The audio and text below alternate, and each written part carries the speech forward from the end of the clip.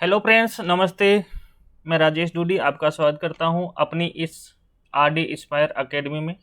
आज अपन कुछ इम्पोर्टेंट जो टॉपिक हैं करंट जीके से संबंधित उसके बारे में अपन डिस्कशन करने वाले हैं। तो देखते हैं आज का करंट जीके। ठीक है, और अभी तक आप चैनल को सब्सक्राइब नहीं किया है तो सब्सक्राइब ज़रूर कर लेना, क्योंकि इसी चैनल पर आपको इम्पोर्टेंट जो सूचनाएँ हैं वनडे एग्ज़ाम से संबंधित इम्पोर्टेंट जो फैक्ट है वो फैक्ट हम लेकर आ रहे हैं आपके सामने। तो आज का जो पहला क्वेश्चन है वो है विश्व शौचालय दिवस 19 नवंबर को मनाया गया भारत में।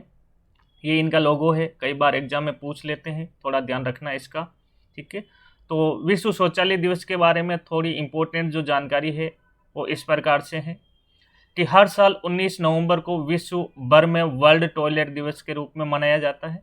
और इस दिवस को मनाने के पीछे जो उद्देश्य हैं वो उद्देश्य हैं कि लोगों को इसके बारे में जागरूकता बढ़ाना, और आज के ज़माने में भी जो सुरक्षित और स्वच्छ शौचालय नहीं हैं उनको वैश्विक जो स्वच्छता संकट है उससे निवारने में या निपटने में के लिए सहायक होती है, और ज़रूरी कार्रवाई भी इसमें की जाती है। संयुक्त राष्ट्र महासभा ने 2013 में विश्व शौचालय दिवस को एक आधिकारिक संयुक्त राष्ट्र दिवस मनाने का फैसला लिया था और उसी दिन इसको घोषित किया गया है। यानी ये 2013 से मनाया जाता है विश्व शौचालय दिवस। ठीक है, ये पूरे विश्व भर में मनाया जाता है। और शौचालय न सिर्फ हमारे जीवन को बचाने का काम करते हैं बल्कि कई तरह की बीमारियों का प्रसार को रोकने में भी मदद करते हैं। ठीक है ना, ये वैश्विक स्तर का एक संगठन है यूएनओ, और उस यूएनओ के द्वारा ये मनाया जाता है।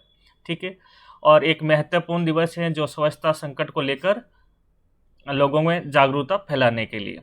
और सबसे इम्पोर्टेंट जो यहाँ पर फैक्ट है वो फैक्ट है कि इसकी थीम क्या थी। ठीक है, ये कई बार एग्जाम में पूछा जाता है। तो विश्व शौचालय दिवस जो 2022 में 19 नवंबर को मनाया गया उसकी थीम है आइए आदर्श को दर्श्य बनाए। ये बहुत ही इम्पोर्टेंट है, फैक्ट है आपके लिए। वनडे एग्जाम में अक्सर इस प्रकार के सवाल बनते हैं। नेक्स्ट जो अपन का जो फैक्ट है आज का वो है रानी लक्ष्मीबाई जयंती मनाई गई 19 नवंबर को। तो रानी लक्ष्मीबाई जयंती 19 नवंबर को मनाई गई, इसके बारे में देखो। रानी लक्ष्मीबाई का जन्म 19 नवंबर 1828 को कहाँ पर हुआ था? वाराणसी में हुआ था। बहुत इंपॉर्टेंट फैक्ट है। इनका बचपन का नाम मणिकर्णिका तांबे था। ठीक है, ये भी कई बार एग्जाम में पूछा जाता है। लक्ष्मी उत्तर भारत में झांसी की मराठा रियासत, ये किस रियासत से ये जुड़ी हुई थी? मराठा रियासत से जुड़ी हुई थी। और 1857 के जो भारतीय राष्ट्रीय विद्रोह हुआ था, 1857 की क्रांति हुई है, उनमें जो प्रमुख क्रांतिकारी वीर थे उसमें ये शामिल थे। और ये भारतीय राष्ट्रीयवादियों के लिए क्या है? ब्रिटिश राज के प्रतिरोध के एक प्रतीक के रूप में बन गई थी। ठीक है, नेक्स्ट है अपन का विश्व विरासत सप्ताह 19 से 25 नवंबर 2022 को मनाया गया या अभी मना रहे हैं प्रेजेंट टाइम में। ठीक है, यानी जितने भी हेरिटेज अपन के स्थान हैं, टेम्पल्स हैं, उनके संरक्षण के लिए ये मनाया जाता है। विश्व धरोहर सप्ताह 19 नवंबर से 25 नवंबर 2022 तक मनाया जा रहा है। ये कई बार बहुत इंपॉर्टेंट फैक्ट है, एग्जाम में पूछा जाता है।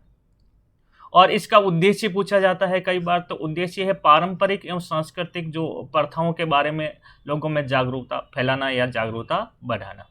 विश्व धरोहर सप्ताह की शुरुआत के अवसर पर 19 नवंबर को भारतीय पुरातत्व सर्वेक्षण द्वारा संरक्षित सभी स्मारकों में पर्यटकों के लिए जो प्रवेश है वो कैसा होगा? बिल्कुल निःशुल्क होगा।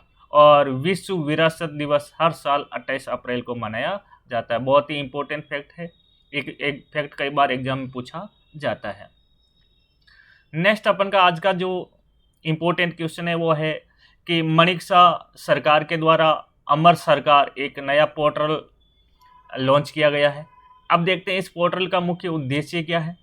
त्रिपुरा के मुख्यमंत्री डॉक्टर माणिक शाह, उनकी सरकार ये सुनिश्चित करने के लिए काम कर रही है कि सभी जो केंद्र एवं राज्य द्वारा प्रायोजित योजनाएं हैं और उन योजनाओं को क्या है हर दरवाजे तक पहुंचाए, यानी प्रत्येक घर तक ये योजनाएं पहुंचाए, और लोग यानी नागरिकों और सरकार के मध्य एक पुल के रूप में, एक सेतु के रूप में कार्य करने के लिए ये एक नया जो वेबसाइट है, वेब पोर्टल है, वो जारी किया था जिसका नाम है अमर सरकार। और इस अमृतसर का जो वेब पोर्टल है, इसमें पंचायती राज विभाग के कुल 78 विभागों को शामिल किया गया है। यह बहुत ही इंपॉर्टेंट फैक्ट है कि कुल कितने विभागों को इसमें शामिल किया गया है। तो टोटल है 78 विभाग इसमें शामिल किया गया है। और इस पोर्टल में जो ग्राम समिति के जितने भी अधिकारी हैं, उनके माध्यम से उनकी समस्याओं को और शिकायतों को दर्ज करने में क्या मिलेगी, मदद मिलेगी। यानी यह एक शिकायत पोर्टल, यानी संचार पोर्टल के साथ साथ में शिकायत पोर्टल का भी ये काम करेगा। ठीक है। और सितंबर में राज्य सरकार ने प्रधानमंत्री मोदी के जन्मदिन को चिन्हित करने के लिए हर घर सुशासन पहल की शुरुआत भी की थी, और ये 3 महीने तक चली थी। ठीक है। और मिशन मोड के प्रमुख केंद्र और राज्य सरकार द्वारा संचालित जो योजनाएं हैं वो डोर स्टेप डिलीवरी सुनिश्चित, यानी प्रत्येक घर तक पहुँचे, इसके लिए शुरू की गई थी। और ये योजना लगभग 3 महीने चली थी।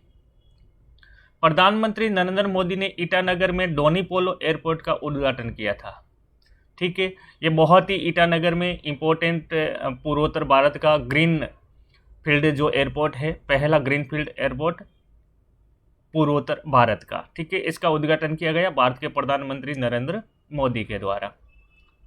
प्रधानमंत्री नरेंद्र मोदी ईटानगर के होलांगी में अरुणाचल प्रदेश के ग्रीन फील्ड, यानी पहला जो ग्रीन फील्ड है, कहाँ का, होलांगी अरुणाचल प्रदेश, जो अपन की भारत की चीन की सीमा से लगा हुआ जो क्षेत्र है, वहाँ पर डोनी पोलो एयरपोर्ट का उद्घाटन किया है। उद्घाटन के दौरान पीएम नरेंद्र मोदी ने उड़ान ब्रोशर लॉन्च किया है और साथ ही 600 megawatt Kameng hydro power station को भी राष्ट्र को क्या किया है, समर्पित किया है। तो ये 2-3 उद्घाटन एक साथ में किए हैं। ठीक है। हमारे द्वारा ये दी गई जानकारी अगर आपको अच्छी लगी है तो आप वीडियो को लाइक कीजिए, वीडियो को शेयर कीजिए, और चैनल पर नए हैं तो चैनल को सब्सक्राइब जरूर कीजिए। ठीक है। और तब तक आप सभी लोगों का बहुत बहुत आभार। Thank you. जय भारत, जय हिंद।